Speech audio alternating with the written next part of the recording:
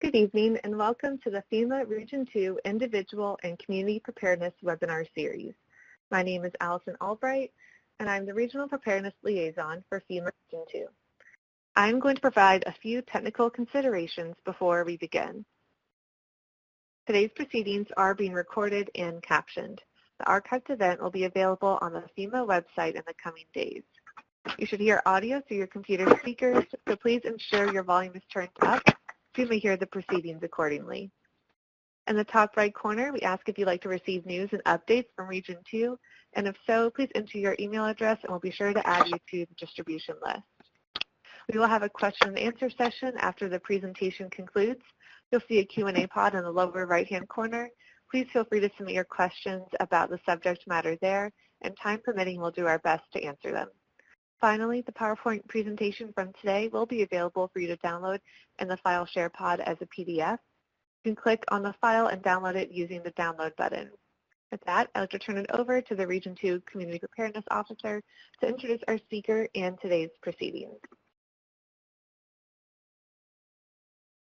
Good afternoon, everyone. I'm Debbie Costa, the Community Preparedness Officer for FEMA Region 2. On behalf of our team working to strengthen preparedness across New York, New Jersey, Puerto Rico, and the Virgin Islands, I'd love to welcome you to our preparedness webinar series. In FEMA's 4-year strategic plan, the agency's goal 1 is to build a culture of preparedness. The Region 2 Individual and Community Preparedness Program is focused on preparing communities and houses of worship for disasters by providing information and delivering training to help prepare and plan for any emergency. As part of that goal, we're pleased to be hosting today's webinar featuring Reverend Dr. Miriam Burnett, who will provide information and step-by-step guidance on how to develop an emergency operation plan for House of Worship. The Reverend Dr. Miriam Burnett serves as the Medical Director of the International Health Commission of the AME Church. She is the pastor of Jones Tabernacle AME Church in Philadelphia. Dr. Burnett is also the president of Resource and Promotion of Health Alliance, Inc., a health education and promotion consulting company, has innumerable years of experience aiding faith-based and community organizations as they strive to optimize health for their communities. Dr. Burnett, I'd like to turn the floor over to you. Thank you so very much. It is my pleasure to be with you all this evening. It is important that as we look into the 2020 planning month for October, and we talk about national community planning, we are also making sure that we are looking at the objective for and theme for the month, which is planning is essential to recovery. In order for us to make sure that for COVID-19 pandemic, for natural and man-made disasters, which is the word disaster can mean many different things, that we are also prepared for what could happen so that it makes us more resilient. It would also help with the recovery. So let us move forward. We're going to begin to look at the House of Worship Emergency Operations Plan, and then we're going to look at how we can help individuals plan and prepare. We're going to look, there will be 2 sets of exercises. So prepare, if you have not grabbed pen and paper, please do so. And then the other thing we're going to do is walk through a template that you will be able to modify. If you have not downloaded that yet, so that you can make your notes on it, it is in the download here document. Also, this presentation can be found there as well, so you'll have all of the resources that you need later. So when you look at building a plan, you need to know that the 6 steps, you identify the team, you understand the situation and or situations that are possible. You begin to look and define the objectives, develop the course of action, write the plan, and then review and test the plan. Note that this is a circle with multiple arrows because you don't just do it once. It's constant planning, evaluation. Did it work? How do I need to tweak it? What do I need to do in order to make sure that we are moving forward with your entire planning team, that the plan works?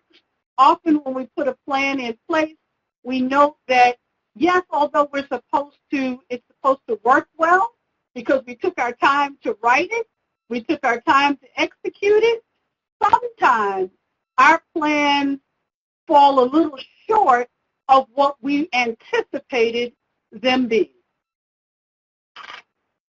So, step one, build the planning team.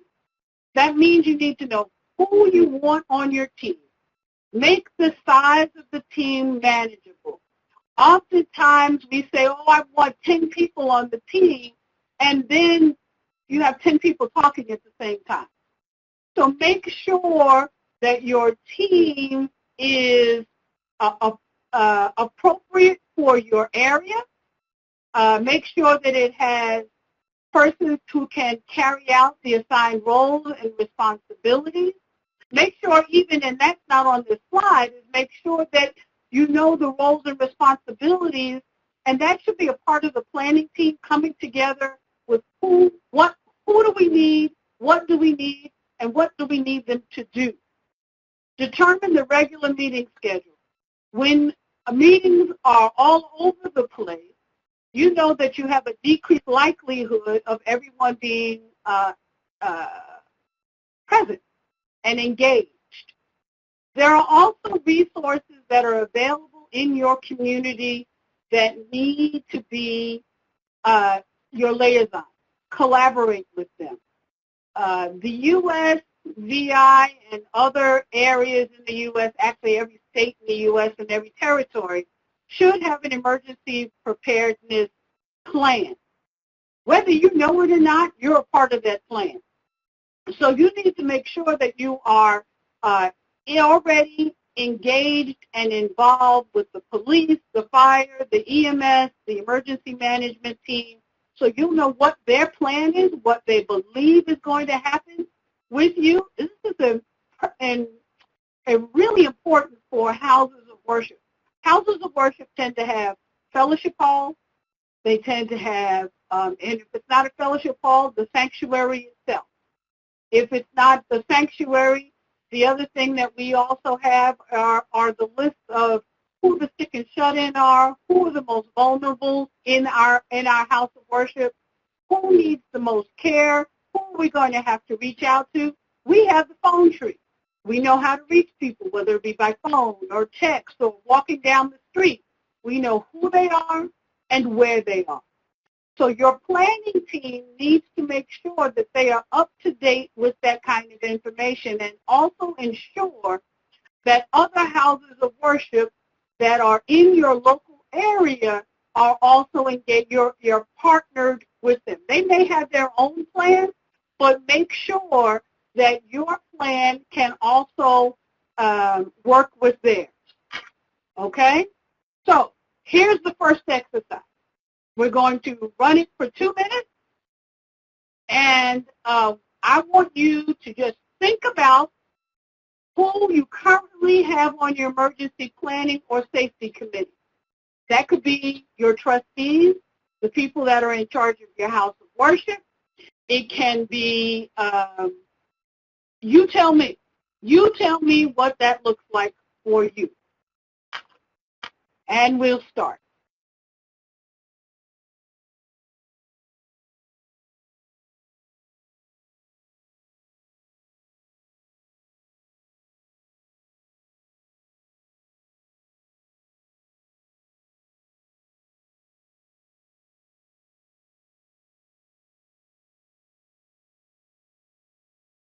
Now that I'm looking at the timer, 2 minutes is really a long time. So I'm going to cut you down to 1 minute because I would like for us to have an extended period of time for question and answer and actually working through a plan. So you've got 15 seconds left. If you want to put it in the chat, that would be that would be good also. We can all get some examples from one another. Matter of fact, go ahead and do that. You don't have to put names. You can put titles or committees, as Lucy Chua has done, pastor, budget committee, parish administration. Let's do that. Okay, and as we go on, you can keep writing and keep adding. Step 2 is understanding the situation. Is it natural or is it man-made? Is it accidental or intentional? Does it involve, in terms of man-made, is it violence? Is it gun violence? Do we need to be aware of what to do with shootings? Do you need to know what to do with hurricanes? We're talking about the Virgin Islands primarily. I know that there are others who are on the call tonight, but this is geared to the VI, so many of my comments are going to be totally directed at the Virgin Islands. I see somebody has just jumped up from Puerto Rico. I know you all understand about hurricanes and other needs. There may be folks who are here from who are dealing with tornadoes, other natural disasters. So you have to understand what is most likely to be your hazard and what is your threat. If it's a hurricane, what do you do with lack of clean water? What do you do about lack of electricity and Wi-Fi and the ability to use your cell? Understand the situation and the potential ramifications that may occur. Others have put in their operations director, their security director, their bishop, the secretarial staff, looking for the medical and the operations chief. It is important to evaluate which threats are most likely to occur and what will have the greatest impact.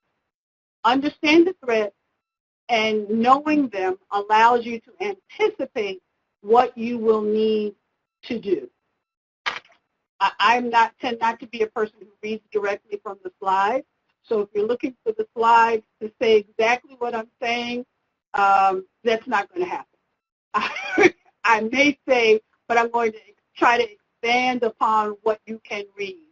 Otherwise, you would not need me. Step 3 would be defining the objectives. We have to have an all-hazards plan. What is an all-hazards plan? An all-hazards plan means looking at, just like in step 2, any kind of emergency disaster that can occur.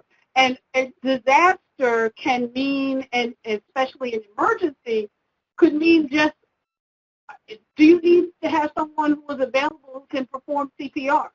In the case of a medical emergency, know what to do in case someone has a seizure. Do you have those people in place? They don't have to be medical. They just need to be trained. And there are FEMA and Red Cross and other places, American Heart Association, where you can get free training. I just did my recertification on my basic life support, my BLS, through American Heart Association. I did it online. Needed to be recertified and got the certification back immediately. Those kinds of things you need to know. What is the plan and how can you execute it? Prioritize what hazards specifically refer to your location. How do you do, now that you know the overall objectives, know what to do and what you plan to accomplish. But there also needs to be a time. What am I going to do immediately? What am I going to do in the first 15 minutes? In case of a medical emergency, what am I going to do in the first 1 minute? CPR is essential to be started immediately. Hands-only CPR, yes, Felix, can be done. You can be taught how to do that online.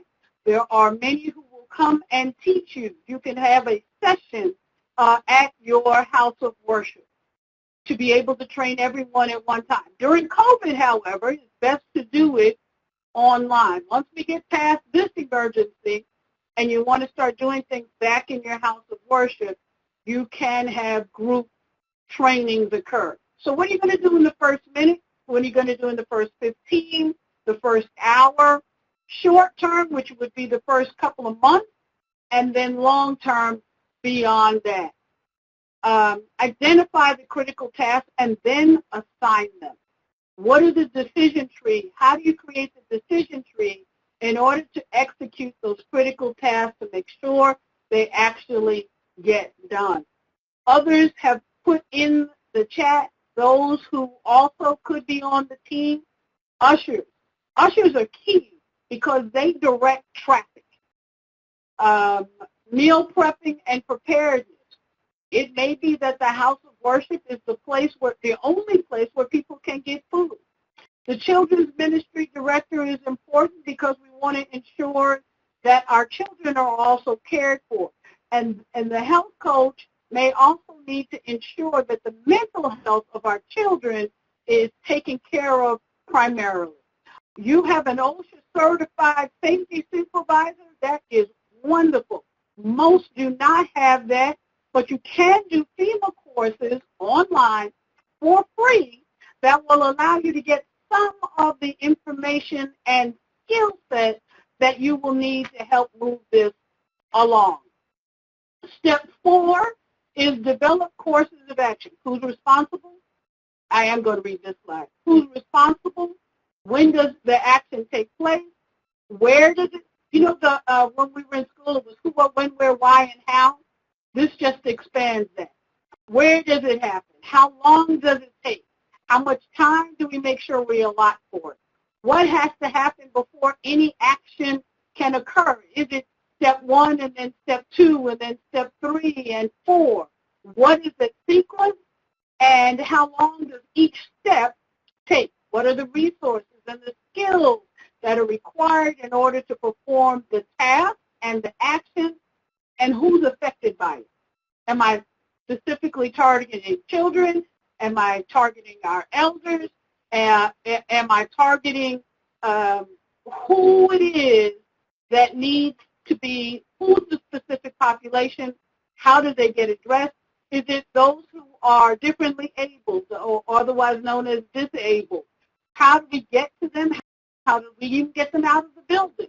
Those kinds of things need to be assigned, and how will they be affected?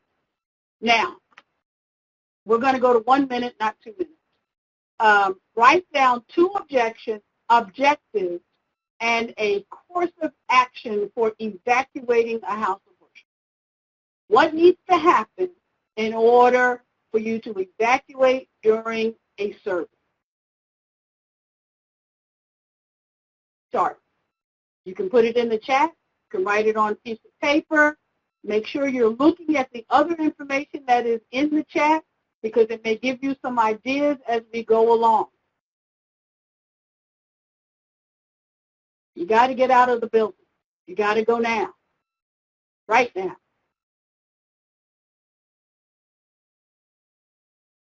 Traveling route communication, meeting location, and transportation. Yes, it is important to know where are you going to gather to count how many people were already in the building and do you have all of them now.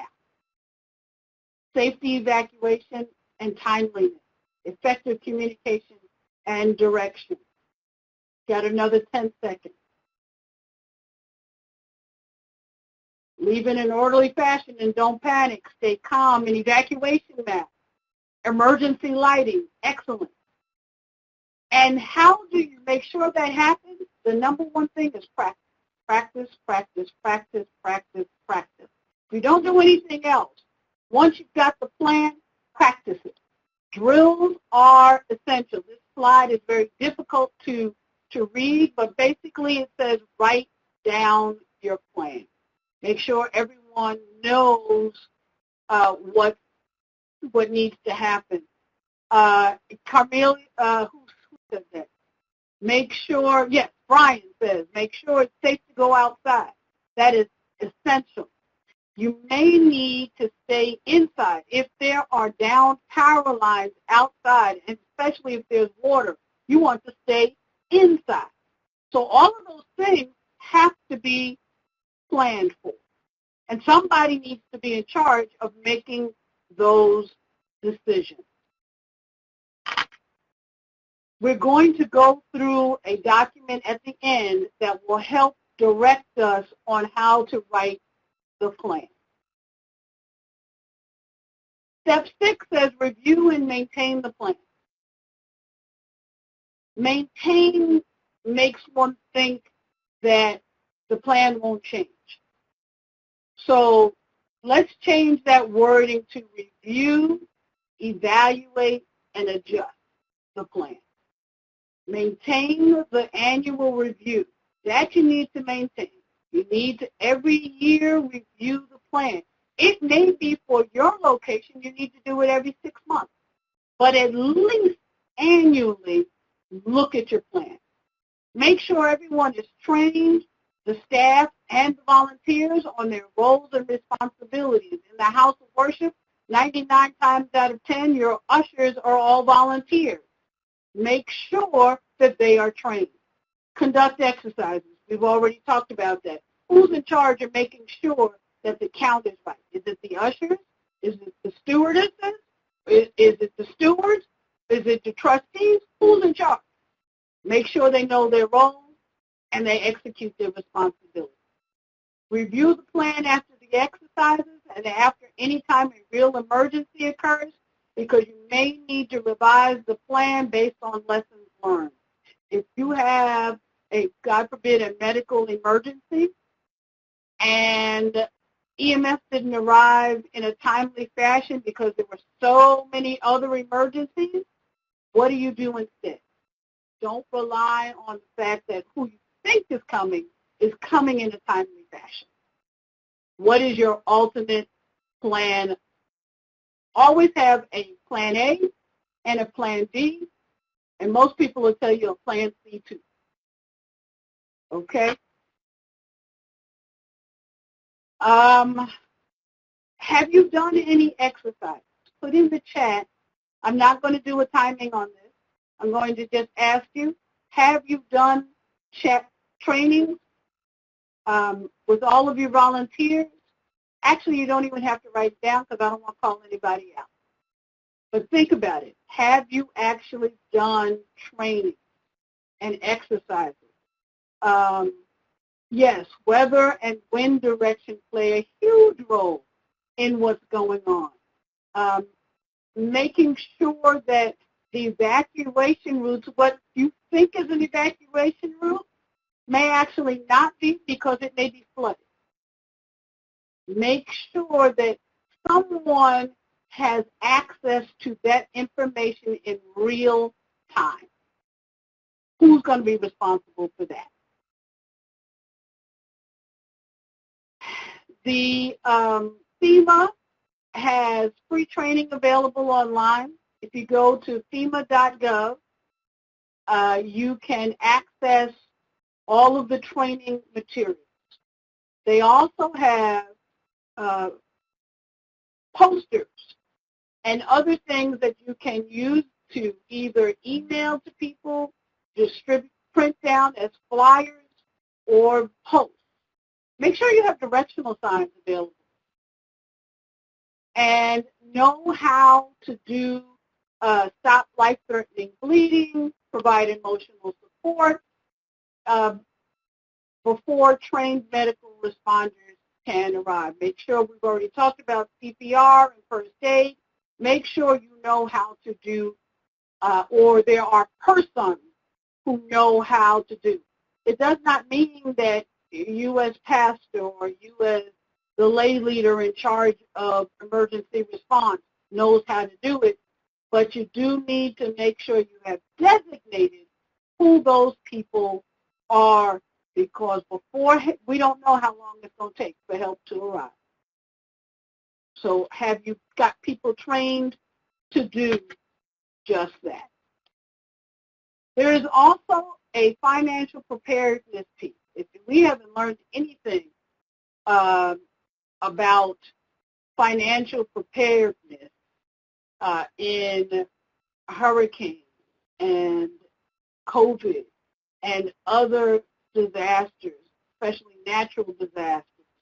We have learned that we need to make sure we all, individually, collectively, and as a house of worship, have a financial plan that will allow us to survive until recovery comes. A large part of resilience is directly related to finance, emergency finance. And this booklet is a very good booklet, again, available on the FEMA website, that will allow you to develop a financial first aid plan. It actually is a toolkit that will walk you through what percentage of your income needs to be set aside. How do you set it aside? What to do to strengthen your financial preparedness for disaster and emergency is key, not only for your house of worship, but for your family and you as an individual. Key to be able to bounce back from what you're having to do. This slide, and which is why I'm really thankful that this download, because these are all hyperlinks that will allow you to access all of these things that we have talked about. Webinars, recordings of webinars, fact sheets, toolkits, all kinds of things are available on these websites. The DHS How Security Practice Guide tells you how to create a practice exercise.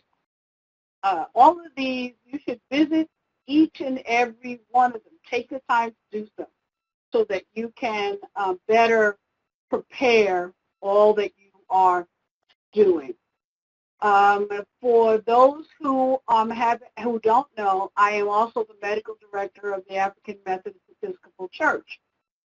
We have a resource guide for preparedness, response, and recovery. We've had it now some 20, 25 years. It gets updated every couple of years.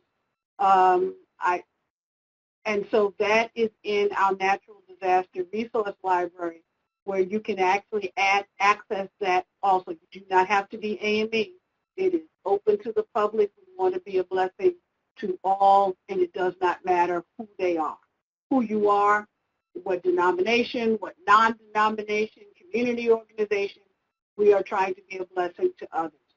In addition to that, the direct person who is to help you with training for FEMA Region 2 is Devin Karen, and this is his email address. Again, it is in the slide presentation.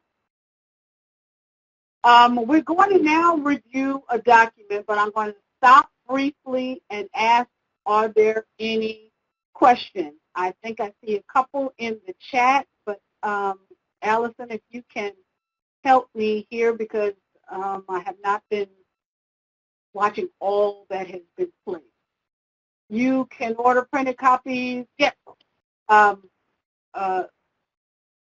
Yes, you can order printed copies by downloading the material order form. That is important information, especially for your planning committee. We'd like to actually have them have something in their hands so you can all walk through it at the same time.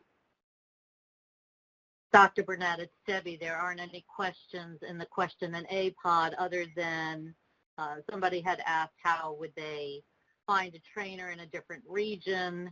And at the end of this presentation, we will share our preparer's email address with everyone.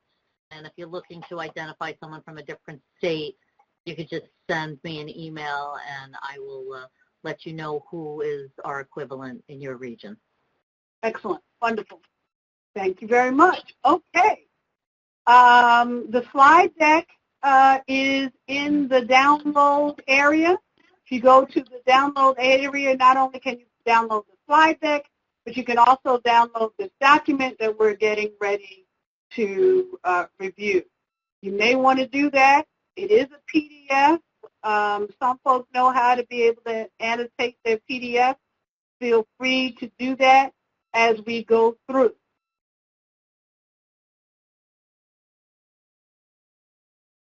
Eric said, would Region 2 have similar material in Spanish and Haitian Creole?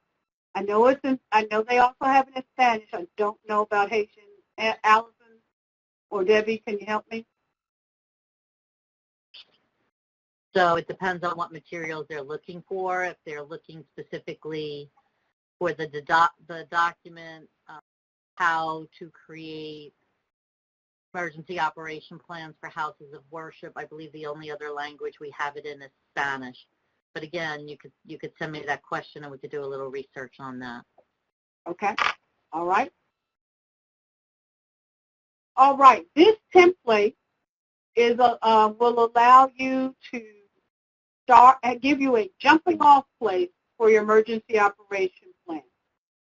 We ask that you, again, make sure that you consult with your local police department, fire department, and emergency management office to make sure that the plan meets their recommendations as well. You will recall when we first started, I said that 9 times out of 10, you are a part of a plan or you need to be part of a holistic plan. They need to know you're there. How's that? They need to know that you exist and are present to be able to make sure. The goal of the initial part is to say we are officially announcing and declaring that we have a plan. So they've given you sample text. You do not have to use exactly the wording that is here, but it's very comprehensive. And so it says to all who are involved, we sat down, we worked this out. This is the plan that we're going to institute. At my church, we did this, and then we said at an official board meeting, which is where all the leadership gathers, this is the plan. Anybody have any questions? Anybody have any comments? Anybody have a better suggestion? And so therefore the leadership was able to have input once the smaller committee was put the plan together. No man is an island, and sometimes other folk have better ideas that they didn't have the time to be involved in the process. They didn't want to be involved in the process until they found out there was a process. We see that a lot, don't we? We need to make sure that a guide is available. People can read and understand so that they are prepared as well. I would walk through it step by step. Okay, so this is just the overall beginning that says we've got a plan. All of those words just say we have a plan. All right? It becomes official once you put somebody's name on it and a signature. This is our plan. So whether it be the pastor, the chairman of the trustee board, the deacon board, whoever it is, signs off and says, this is us. Every time you change it, you need to know the change. Where was it? Why is the date you changed it? Who changed it? What was the change? And you can even add why change it. We had an event, plan failed, didn't work. This piece of the plan failed. This is a multi-page document. You want to be able to say where to find that change. You want to be able also to record, and this, in my church, these 4 lines with 4 lines would not be enough, because not only would I want every trustee, but I'd want every steward and chairman of every organization to be able to sign off and say they received it, they reviewed it, and they accepted it. because that allows me to now hold you accountable. Right? Okay. A table of contents helps people do a quick search.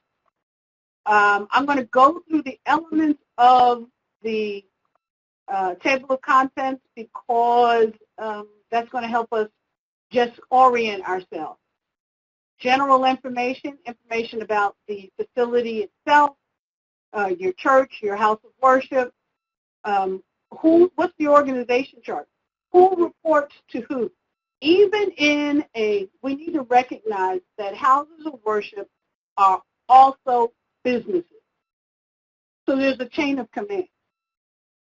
In the AME church, it's the pastor followed by chair of the steward board and vice chair, because the pastor is the chair. Vice chair of the trustee board, vice chair of the steward board, and everything that happens after that can go underneath this organizational chart.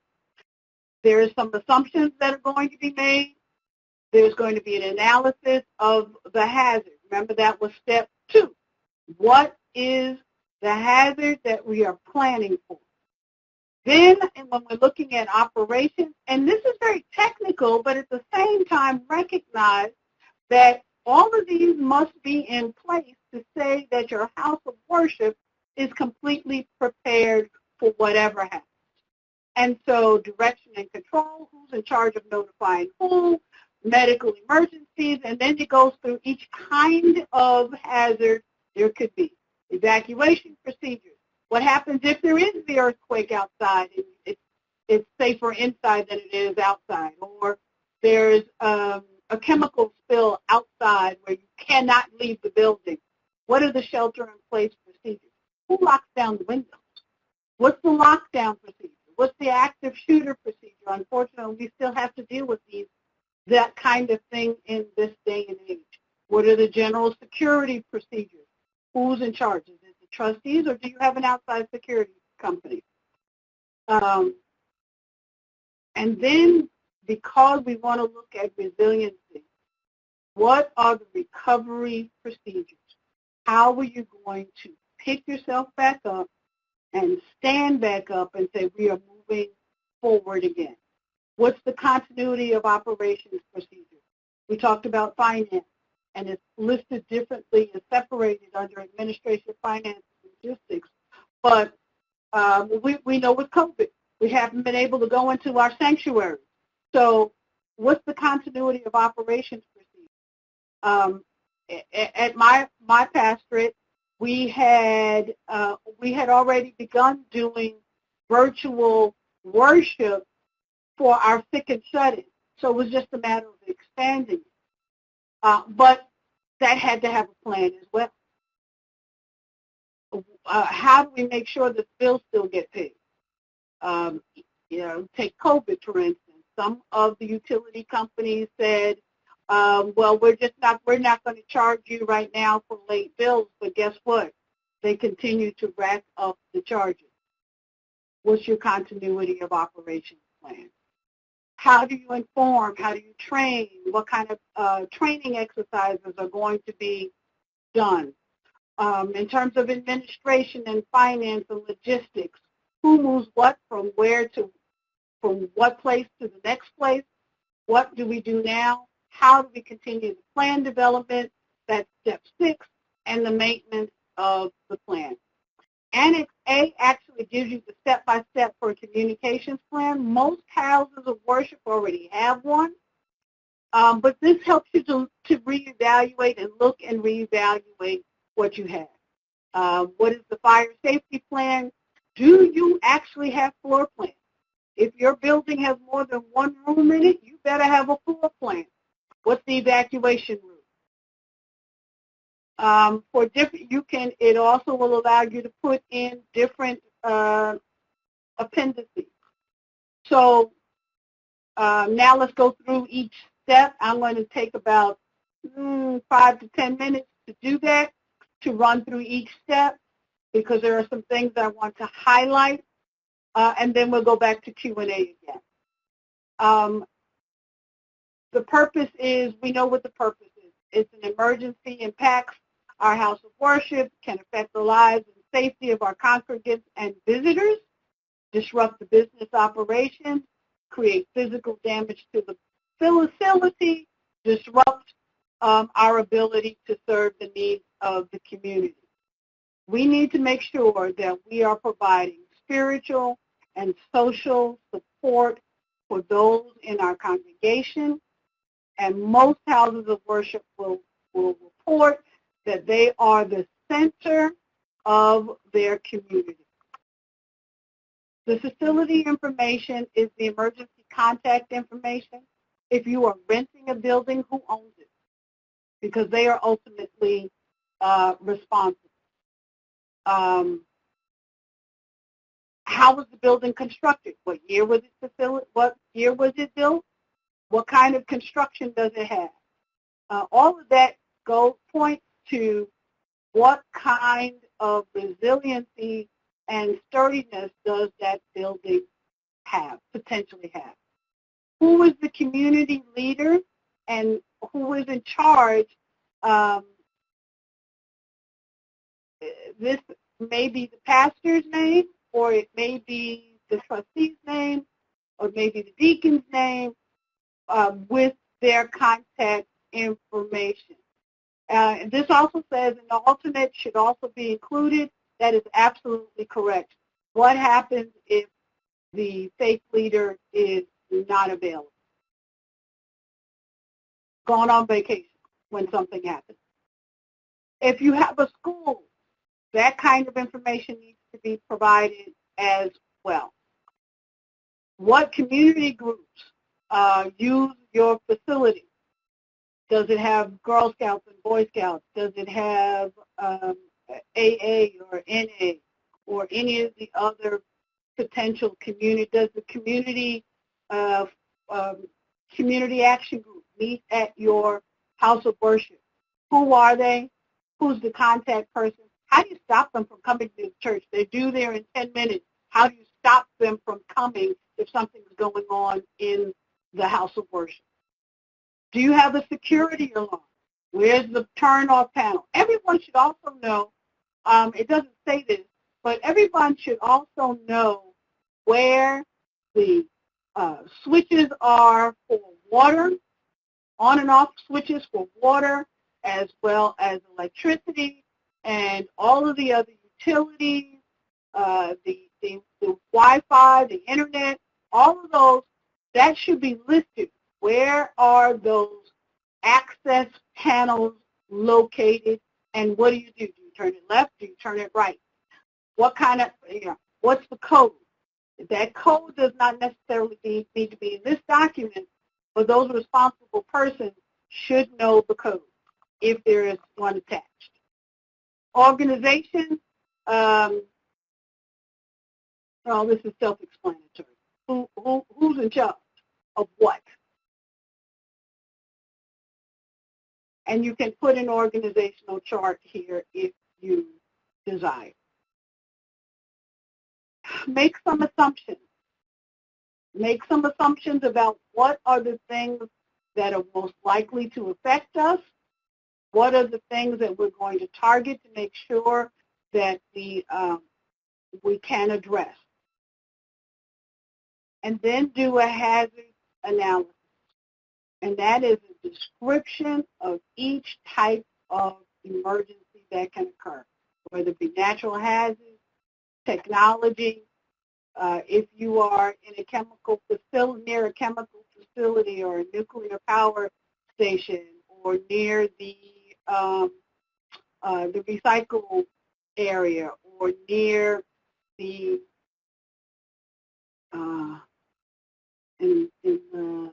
in St. Thomas, there is an area that has the landfill. What happens in the landfill? What happens if there's an active shooter or a terrorist attack? Then look at chain of command.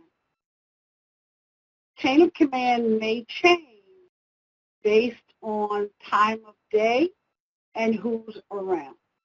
But who's in charge during the religious service? I will tell you that at my congregation, I am, and I have direct, we tell folks not to leave their cell phone on.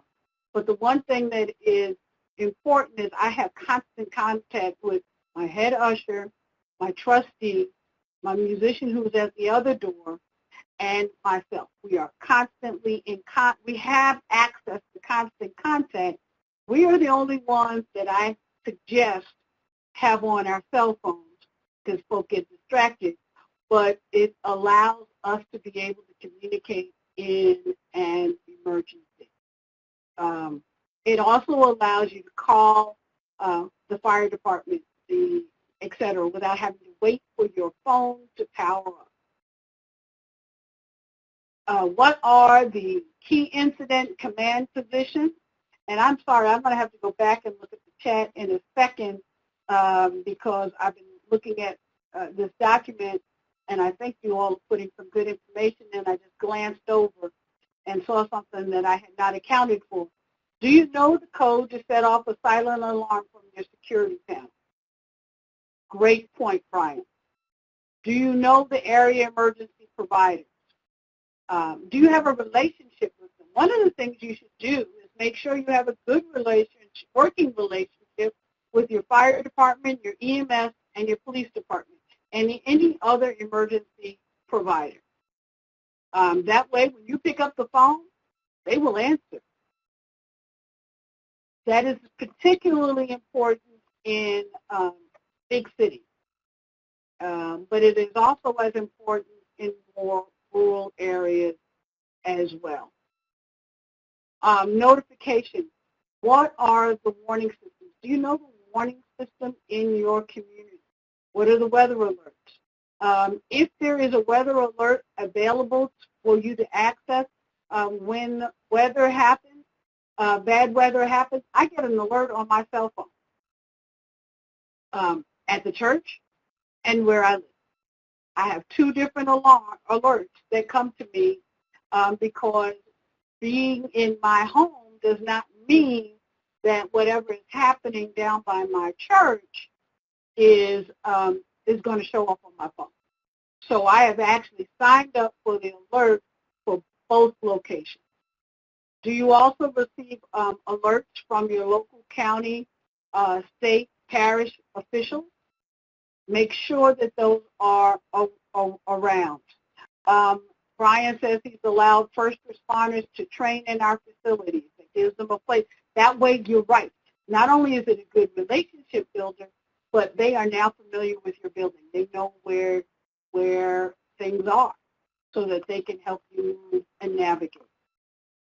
Is there a notification system of key people, coordinating partners, community updates, making sure that suspicious activity is also being identified? In medical emergencies, 911, or other, so you can actually reach the dispatch center. Is there also a person that you can use for that? What's the notification system for parents when you've had a youth event and the parents aren't there, just the youth leaders? How do you reach the parents? Making sure that there are people that are trained in CPR, AED, first aid, etc. And does everybody know where the AED is? Does everybody know where the first aid kits are located? It's okay to be trained in that, but if you don't know how to access it in your facility, then it becomes near useless. Do you have, yes, cords for emergency equipment and wheelchairs and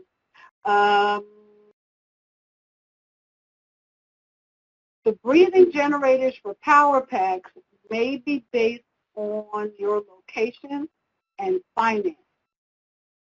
Those are expensive ventures, and a small congregation may not be able to afford, but should be able to identify for the EMS or emergency response person what needs to happen.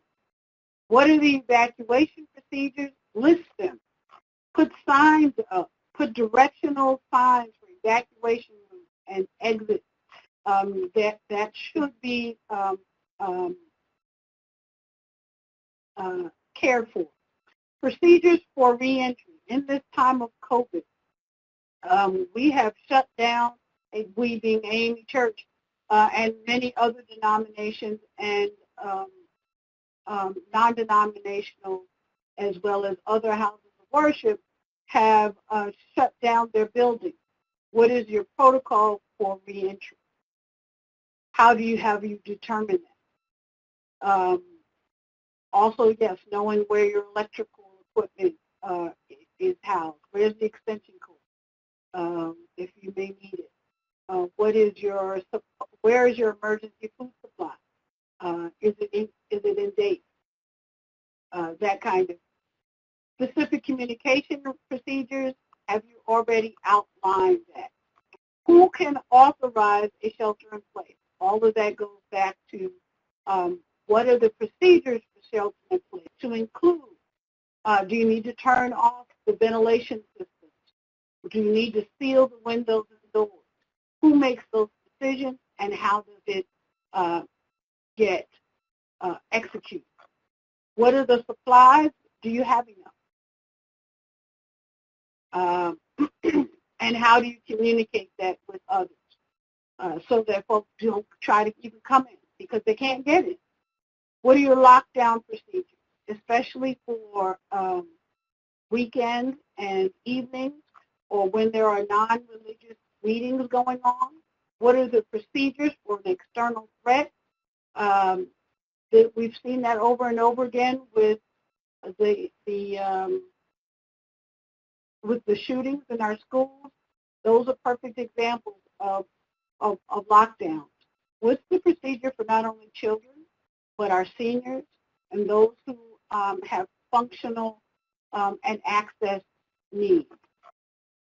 You see we're only on page 11. I'm going to jump down to a couple of other highlights because you can do these yourself. There are active shooter procedures. FEMA also has active shooter training available online, available to be able to get the activities. Your local police department will come and train you if you are back in your house of worship, and that kind of is available to you. We actually have had it done virtually.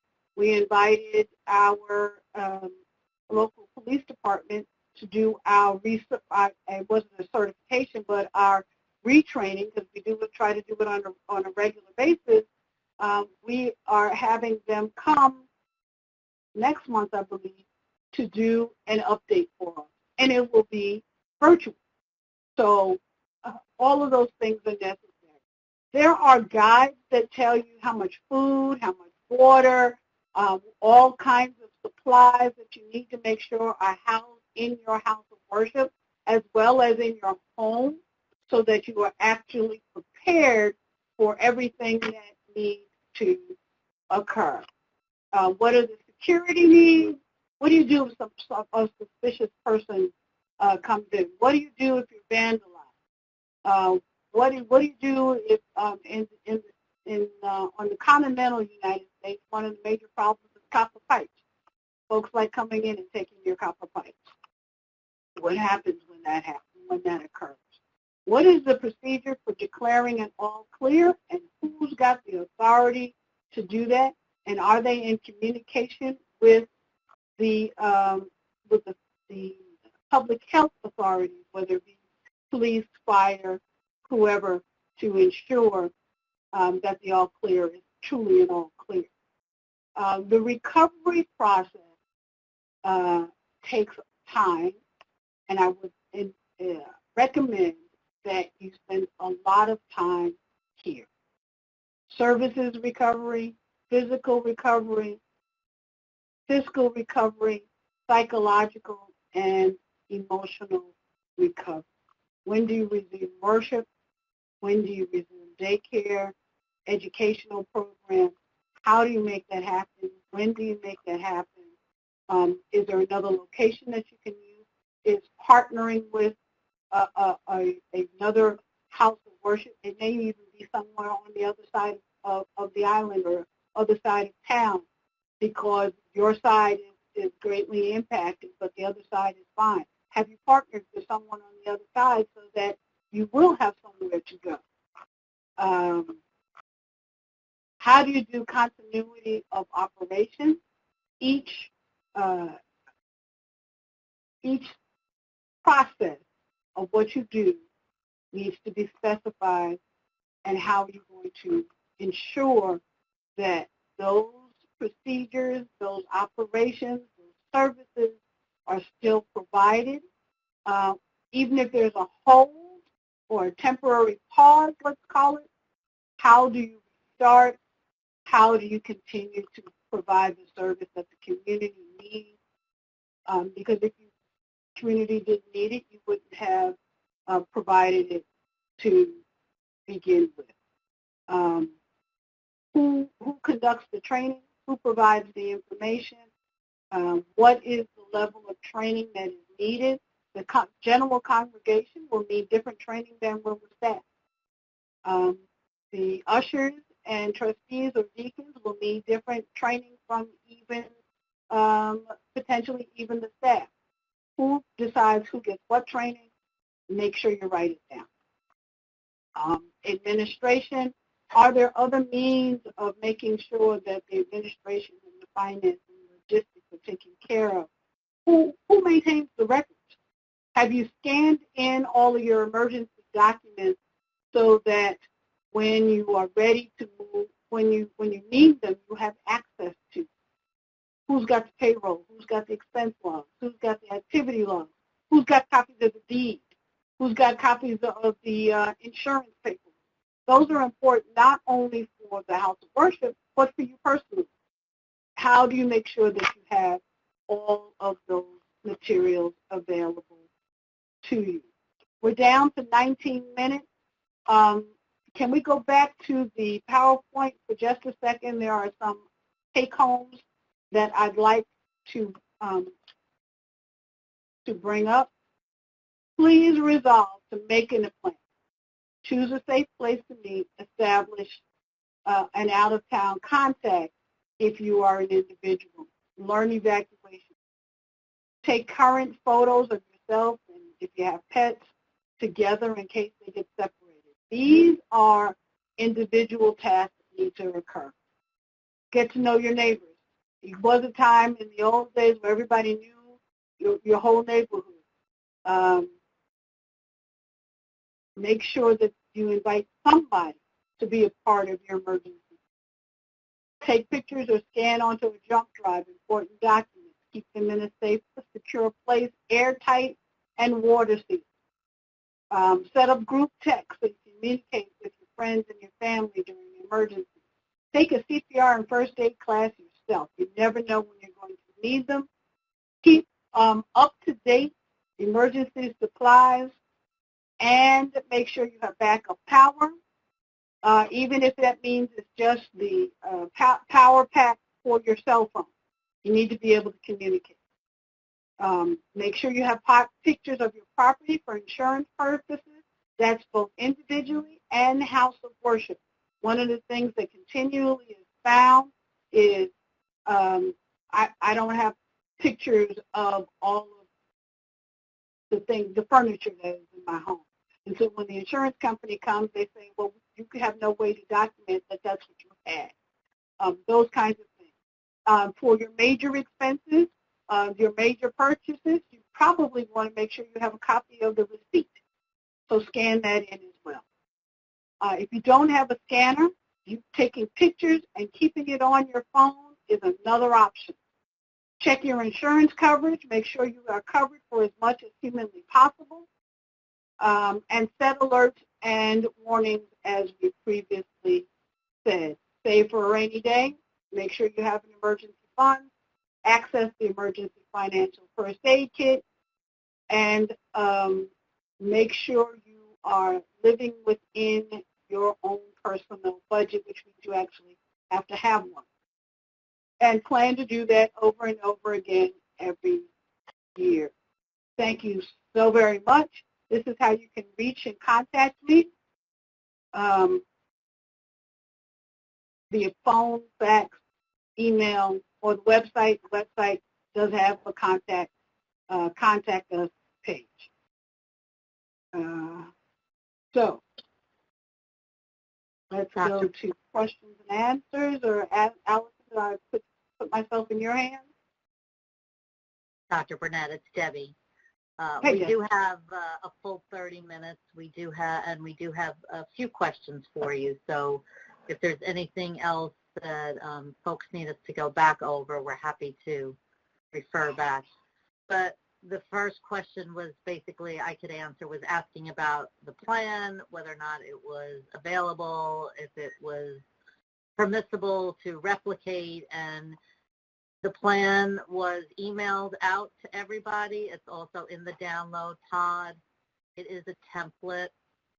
Feel free to adjust it and make it your own or duplicate it exactly as is. It was created specifically for your use. So, Dr. Burnett, the one question in the pod here is it best to have the plan written by a committee, would you say? I would say yes, because they give you buy-in.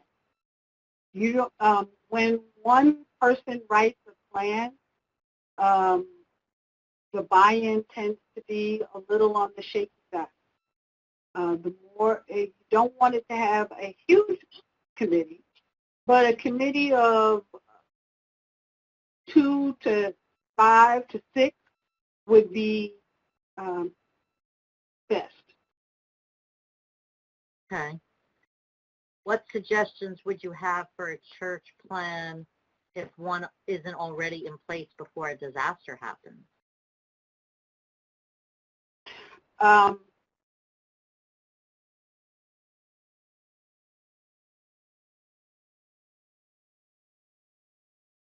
Gather your leadership as fast as possible via phone if necessary, via text messages, to try to determine how you're going to respond to the disaster. Make sure that the key people who are needed to respond to the disaster are in place. But I'd start tomorrow with developing the plan. Develop it as quickly as possible. And the bottom line is, I would say if you're asking this question now and you haven't had a disaster, it's not a matter of when, it's not a matter of if, it's a matter of when. So there's nothing like, tomorrow to start planning, right? Start getting your folks together and start creating the plan, especially now that you have all these great resources from Dr. Burnett and the template. There's no excuse not to. Dr. Burnett, if your church is used as the territory emergency shelter, whose disasters plan should take precedence, or does the church need to have its own plan? The territory emergency shelter disaster plan would take precedence because that is the public health authority. However, the church should have a plan that incorporates that into the process. Gotcha. Does that make sense? And if you are a part of the territory plan, someone should represent that house of worship on that committee, or at least attend the meeting. Exactly. Those were the only questions that I saw in the Q&A box. Did some of our attendees have additional questions for Dr. Burnett, or are there any parts of the plan that maybe you'd like additional clarification on or suggestions? While we have our expertise, I would definitely say please speak up either in the chat or in the Q&A box. Also, Brian just put in our church is at least 10 minutes from a response. We can have people triage. The triage area set up and they are ready for EMS and fire when they arrive? Do you have telespots set up for medevac if needed? That depends on location. That's location driven. If there's no place for a helispot on your property, this goes back to making sure you're collaborating with those in your area. There may be a park that could be used as a helipad. Dr. Burnett, do you think you could talk a little bit about VOADs and COADs, one of our listeners asked? Sure. Volunteer organizations active in disaster. I think COADs is community organizations active in disaster. Many denominations belong to VOAD. The national VOAD for the U.S. and its territories is highly engaged. I lost count with how many organizations are involved in it, but each area or state, or even in some instances cities, have their own local chapters, and they are highly engaged and can help with the plan. They also help to do an interagency coordination to help with response and preparedness. And they are very active in the Virgin Islands. I know that we have some of our voluntary agency liaisons from the USDA on the line this evening. I just lost my train of thought for a second.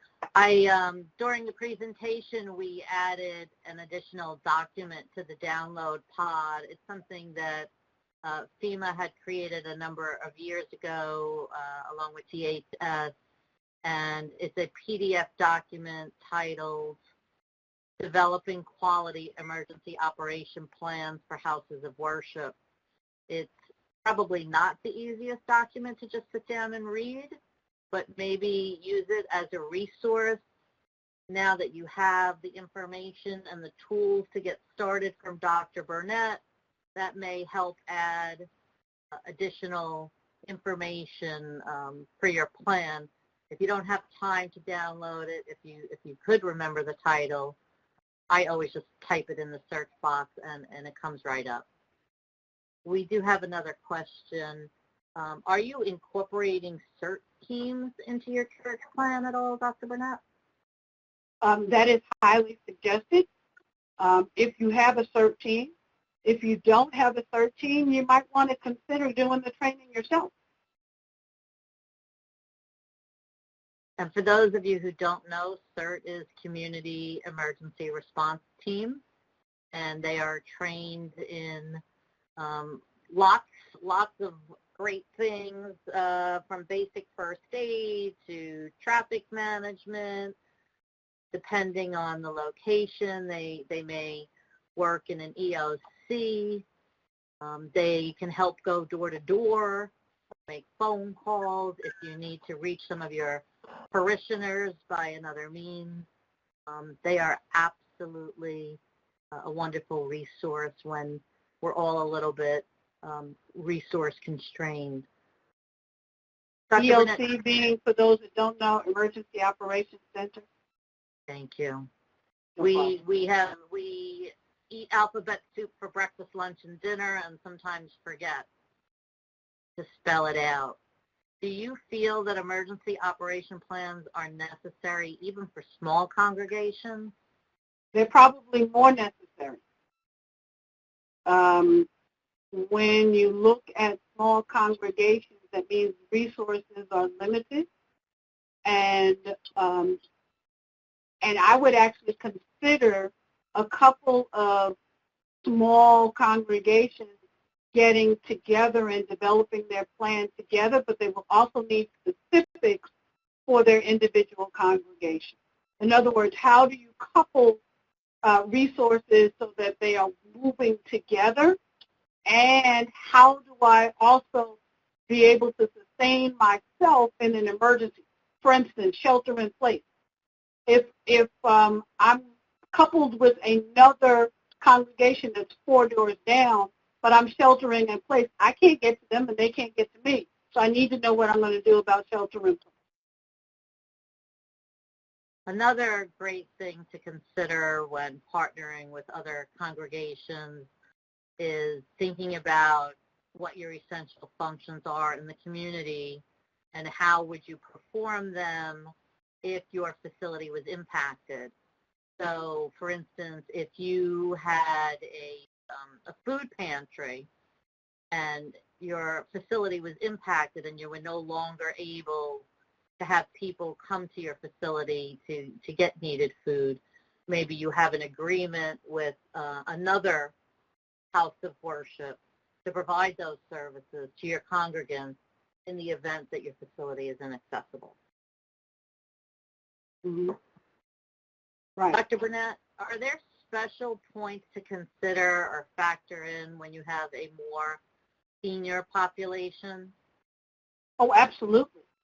Absolutely. Seniors are and nobody hurt me if they fall in this category. I too am knocking on the door of becoming senior, but are less, they're more vulnerable, and reaction times are slower. That's just a physiologic phenomenon.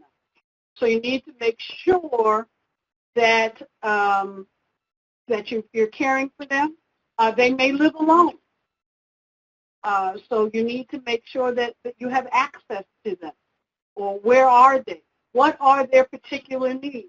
Seniors tend to have more health challenges. So are they on a particular diet that when you're looking at MREs, meals ready to eat, that those are high in sodium most of the time. So do you need to have an alternative for them? Those kinds of things need to be, they also may have limited income. Retired people may have less of an income. So how are you going to help them stockpile the things they need in their homes? They may have decreased hearing, may not hear the alert. Are you paying attention to those kinds of potential things? Do they have less motor skills? Are they on walkers? Are they on, do they have a cane? How are you going to get them out of the building? All those kinds of things need to be factored in when you're talking about seniors. But that also goes for children, and it goes for those who are differently abled, especially mentally and physically. Thank you. What if your parish belongs to a diocese? Do you assume each parish's plan most likely would have to be approved by a bishop or a chancellor, and most likely particularly parishes, properties, such as homeless populations? I think you would have to ask that of your diocese. In the AME Church, African Methodist Episcopal Church, we do not necessarily have to have our plan approved by our bishop or our presiding elder. However, it is helpful to have at least the presiding elder in our case aware of what our plan is. But that is a specific denominational or communion question, because it changes one to the next one. Right, right. And it's not one size fit all. Nothing is one size fit all. I'm so glad you said that, because the rest of the question, which I couldn't see at the time, was, does that sound right, or should there be a one plan fits all? And you answered the question without even being asked. There shouldn't be a one size fits all plan. Even if I remember you saying in the past that that there was an overall plan for the AME Church, but depending on where each facility was located and what their congregation consisted of and what risks they were prone to, that there were different annexes for different types of events and whatnot. Correct. And there's a disclaimer at the very beginning that says make sure you are looking at your specific location, your specific needs. This is a template for which you can begin to look at that will give you a jump start. Right. Okay, I don't see any more questions. If our audience has any more questions, type them in now. Otherwise, I wanted to mention. There is one more. It says, wait a minute, I lost it. Yeah, Allison. Something about sharing. How do you share plans with congregations? Would you suggest practicing evacuation plans during a Sunday service? I would not only plan an practicing evacuation plans during a Sunday service, but on I'll just pick a day, Wednesday night Bible study, or when the Boys and Girl Scouts meet on the weekend or at night. Every time you have a different kind of setting, you need to do a drill then as well. I would first hold the meeting with the leadership, share it with that leadership, and then we have church-wide meetings. If you don't have that technically done, call one. Call a church conference. Thank you. We did put up just a very short 3-question poll while we're finishing up. I would appreciate if our audience would take a minute to fill that out. It really does help us drive our future programs that we offer.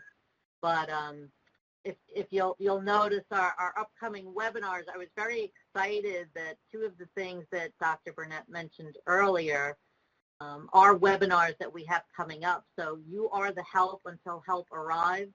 You can really make a difference. You could be the one saving a life just by knowing what kind of information you need to give the 911 operator, how to keep yourself safe, how to position the injured, and how to stop the bleeding. All of the training materials for this are online, but what's very exciting, we've always done this in person. These 2 offerings that we have coming up in October and November are going to be the first time that we're ever delivering this virtually. So I invite you to join us and to tell all your congregants to join us, because you could be the difference. You could be the one saving a life of the person sitting next to you. The other one I wanted to point out here, the Emergency Financial First Aid Kit, or the EFAC, that is a program that was developed in coordination with Operation Hope, and we are going to have a financial counselor on, actually walking through the financial first aid kit with our audience. And we're going to be doing that both in English and in Spanish. Yep, the Spanish one's up there too. So November 19th and December 3rd. I'm really looking forward to it. We all need to take a little bit more fiscal responsibility. It's a beneficial tool, not just if you're a pastor in a church, but it's a great tool for your congregants as well. You know, and we know that 2020 has been very challenging for many of our friends and families, so that would be a great tool. As always, we recorded tonight's webinar. We record all of our webinars, and they can be found by clicking that link. We update them every 2 weeks. So in the next 2 weeks, today's webinar will be on there. Please tell your friends, listen to it. If you want to know all the webinars we have coming up, you can click the first link. And if you aren't already on our mailing list, then subscribe to Region 2 News. If there's something that we didn't cover tonight that you'd like to see us cover, if there's a question that we didn't get to, or just in general, if you're looking to reach out to us, you could email us at FEMA-R2prepares. Dr. Burnett, I can't thank you enough. I know how busy you are, and I understand why you're so busy, because you're so knowledgeable, and we really appreciate you sharing your knowledge with our audience this evening. My pleasure. And thank you to all of those who dialed in. Now it's 7:20. I'm tired. I've been at the computer for 11 and a half hours. So I'm giving you back an extra 10 minutes this evening.